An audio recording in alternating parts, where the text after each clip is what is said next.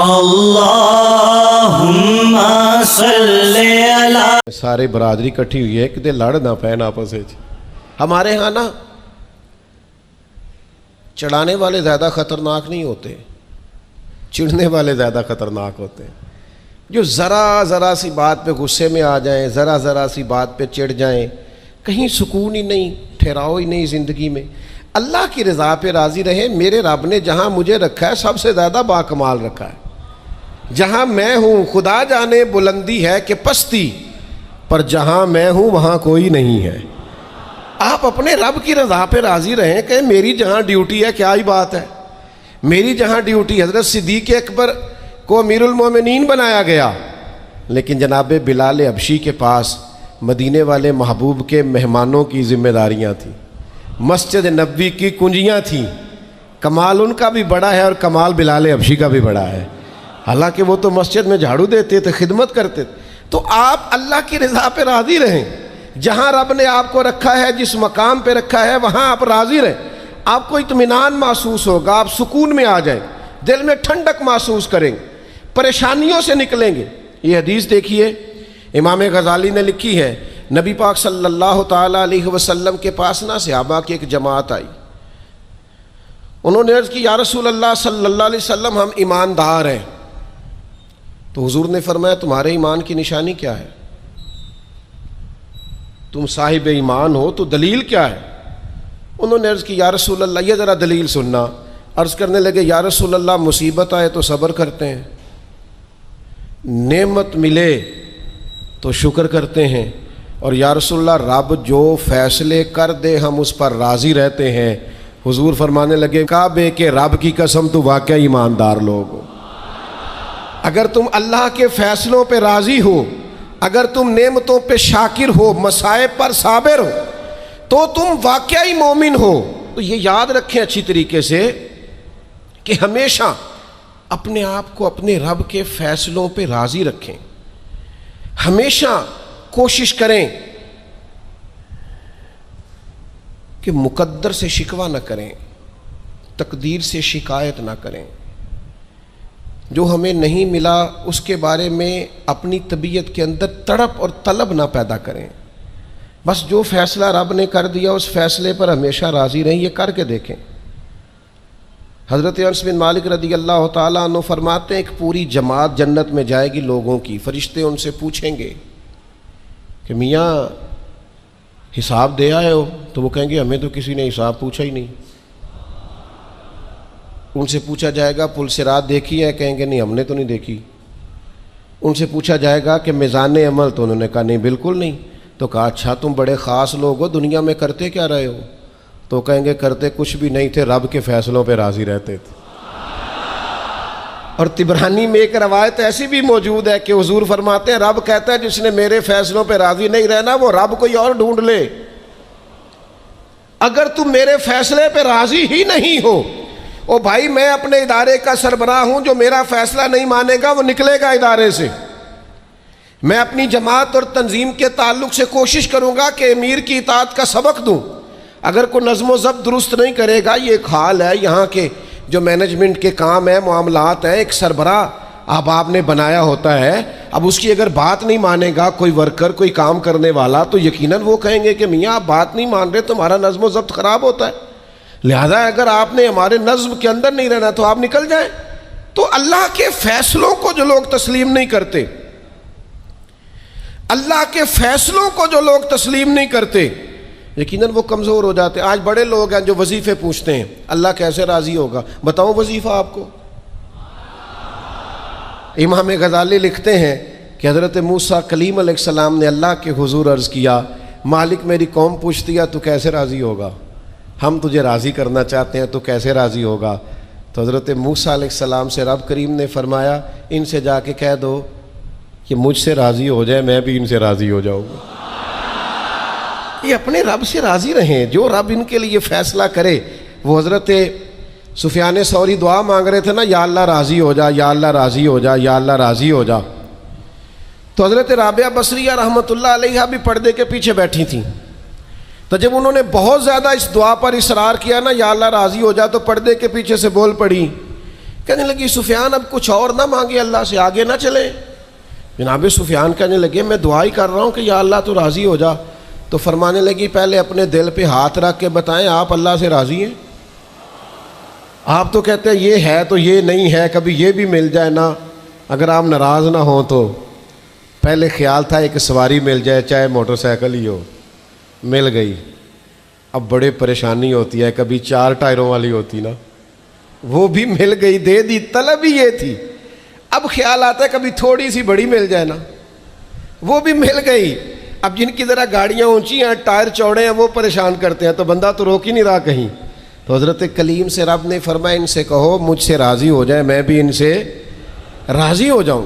لیکن ہماری طبیعت کی بے چینی, ہمارے مزاج کی بے قراری, ہمارے لب و لہجے کا وہ عالم کہ ہم خوش نہیں ہوتے.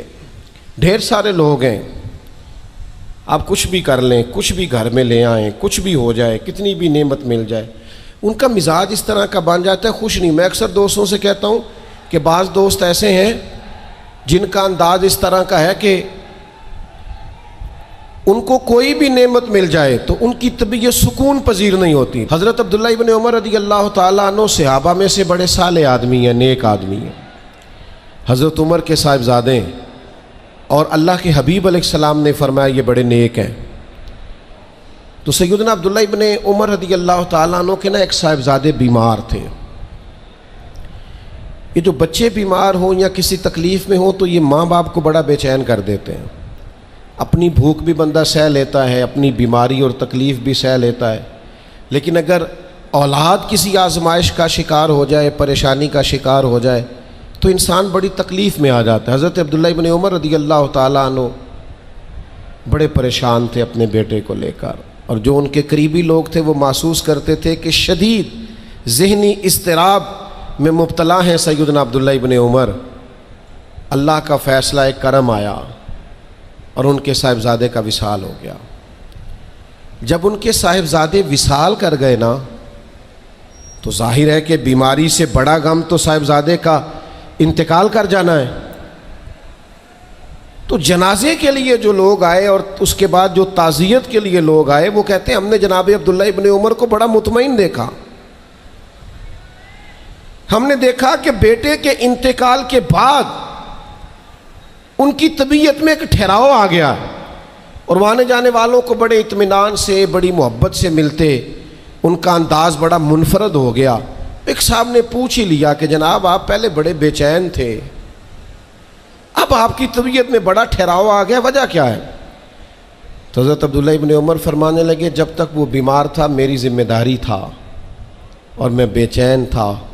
فرمایا اب میرے رب کا فیصلہ کرم آ گیا ہے اور وہ میرے رب کے حضور حاضر ہو گیا ہے. گویا اب جس بارگاہ میں گیا ہے وہاں رحمت ہی رحمت ملے گی, وہاں کرم ہی کرم ملے گا. اب میں مطمئن ہو گیا ہوں کہ اللہ کی رحمتیں قبر میں اس کا استقبال کریں گے.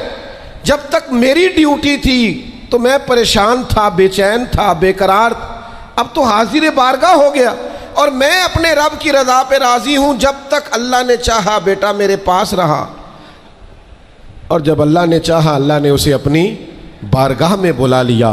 میرے بھائیوں یاد رکھیے گا, ہمیشہ اس بات کو اپنے ذہن میں بٹھائیے گا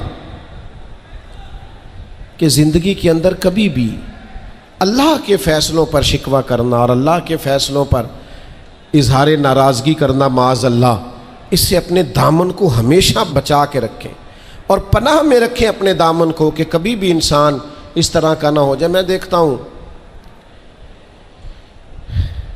شدید بے چینی یہ ہمارے ماحول میں, اللہ تعالیٰ معاف فرمائے, جو لوگوں سے شدید ایک دوسرے سے ہماری طبیعتیں کھنچ جاتی ہیں اور تناؤ اور کھچاؤ پیدا ہو جاتا ہے, اور پھر لوگ ڈپریشن میں چلے جاتے ہیں. حتیٰ کہ بعض لوگ معاذ اللہ انتہائی قدم اٹھاتے ہیں, خودکشی کی طرف بڑھ جاتے ہیں. اور بڑے بڑے پڑھے لکھے لوگوں کا ہم ایسا رجحان دیکھتے ہیں کہ وہ عجیب پریشانی کن گفتگو کرتے ہیں, بس اس کا ارادہ تھا ملک سے باہر جانے کا اور وہ حالات سازگار نہیں ہوئے, کسی وجہ سے نہیں جا سکا. تو بھئی سارے لوگ نہیں جا پاتے. آپ ڈھیر سارے لوگوں سے پوچھ لیجئے گا کہ وہ زندگی میں کچھ اور کرنا چاہتے تھے لیکن اللہ کا ارادہ کرم ان کے لیے کچھ اور تھا.